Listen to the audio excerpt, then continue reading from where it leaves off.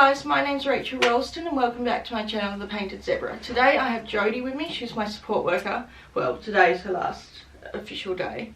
So I wanted to do a Q&A with her about being a support worker, and a lot of you sent in really good questions. So just a disclaimer before I start, all opinions are our own. They're not associated with any companies that Jodie has worked with or will work with in the future.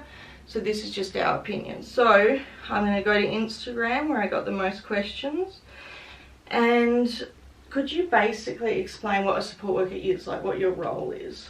Okay, so my role is to support a person with either a disability or mental illness or mental health condition in everyday living activities, what they need support with. So it could be physical, it could be even mental, just like decision making. Yeah, decision making, and and basically to go out in the community and engage in life. Yeah, so Jodie is a community support worker, which means she mainly works in the community instead of in a house with a supported accommodation where there's a few people living in a house and the carers are there 24, well, support workers, carers, sort of all the same thing in the house 24/7. So Jodie, for me, she comes in at 10 o'clock in the morning and leaves at 4 p.m. in the afternoon, so it's during the day.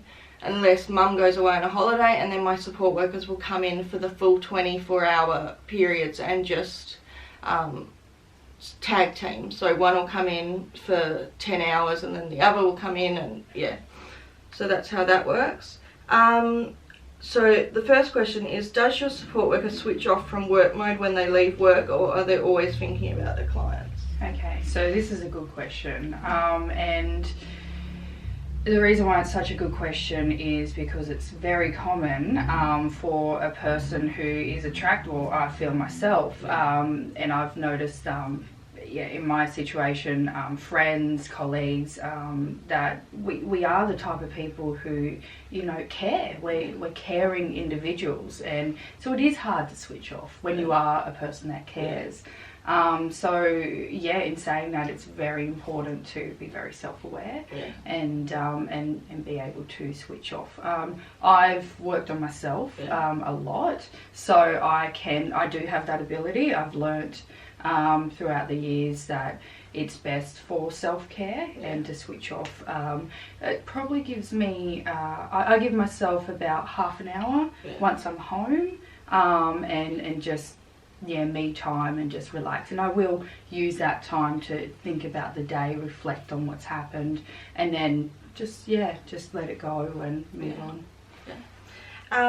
The next question is, have you done any jobs other than support working? Yes, so I was a youth worker and disability employment consultant.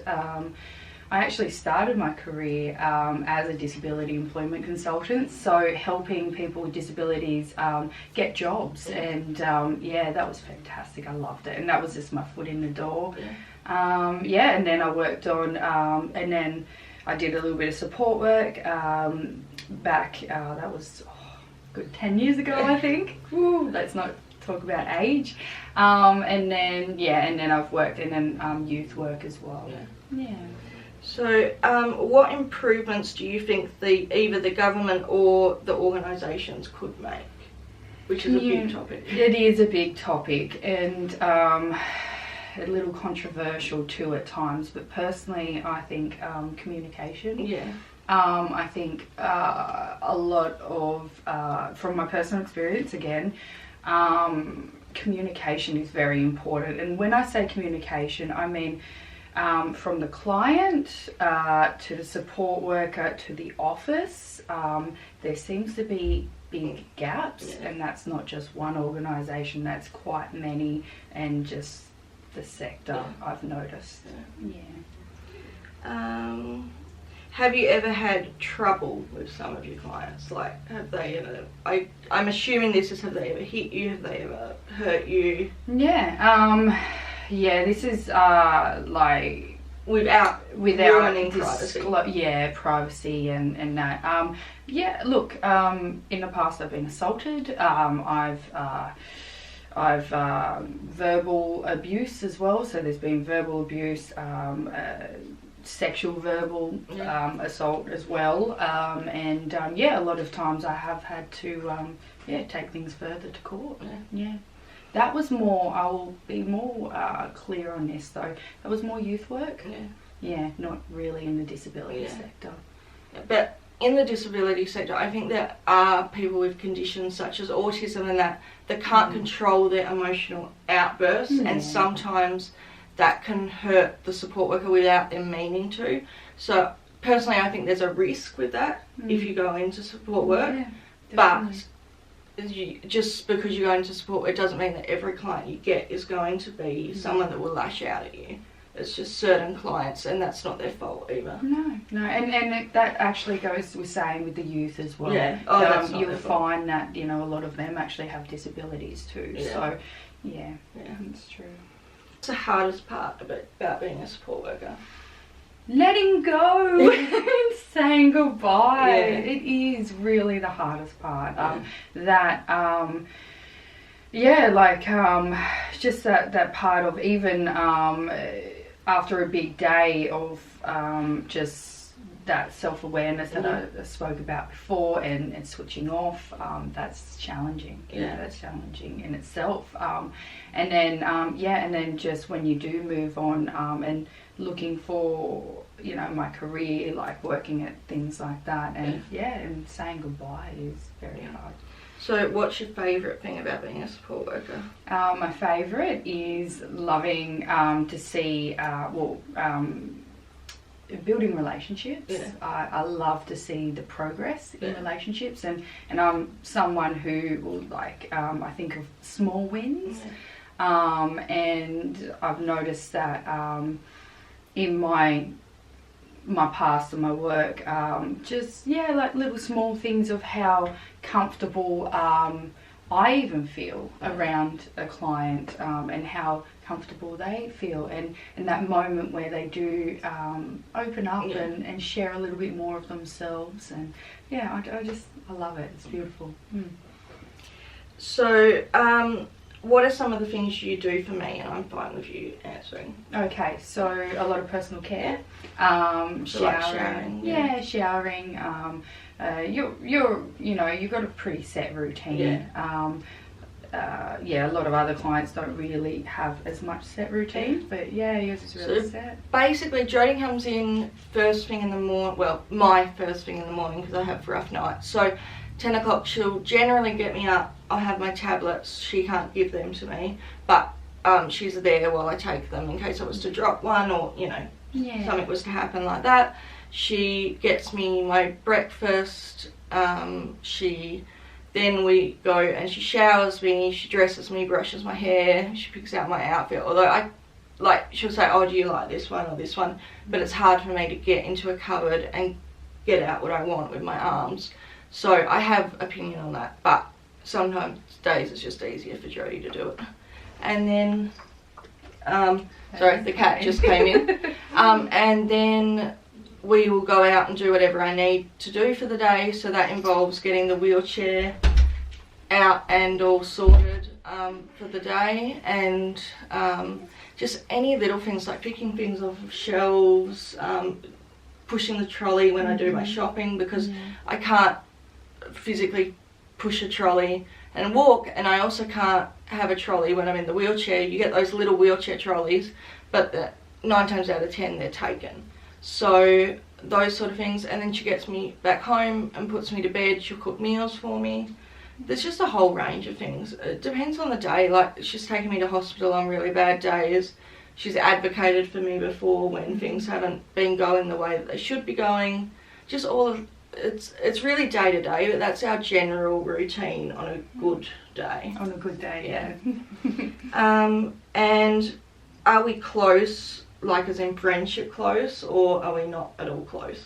I feel we are. Yeah, we're close. Yeah. There has to be boundaries because she's a support worker. She's not my friend, so I can't just call her up on a Saturday and say, hey, how you doing? Do you want to hang out?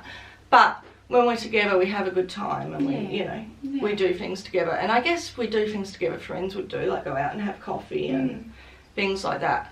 But then I think on both parts we have to remember the boundaries. That's We're not actually, like, we're friends, but not in the way that we can be friends outside of this arrangement. I think so, and I think as a support worker, that's actually another challenge. Going back to one of the challenging questions, and having to weigh up what is professional, what isn't, but what is a little bit more relaxed as well, and you're comfortable with sharing with that person too. And I think our age difference has a big impact on that too. I think it's just one of those things where you can feel really close, but then at the end of the day you have to go, well, you know, she's doing a job for me. But that doesn't mean we don't care about each other. It just means that I think that I can't get to rely on her too much. Like, I think that's another issue that comes with support work, is you can get reliant on your carer or support worker, because they do so much for you, and it sort of becomes like a member of the family. Like, she's doing all the things that Mum normally does for me, so I've just got to be careful that I don't get reliant on her, and that's with any support worker. Yeah, of course, definitely. And there goes the cat. She's looking at the light. Oh my gosh. And just going, can I say something? Yeah. Just with the reliant thing, I think it's important to know as a support worker, and remind yourself as a support worker that a client who, the more independent they become as well, that is progress. And that's better, because you're you at the end of the day. And I think it's important that she know my physical limits, but then also is careful that I don't just go, oh well, Jodie can do that, like, because I still need to maintain the abilities that I do have.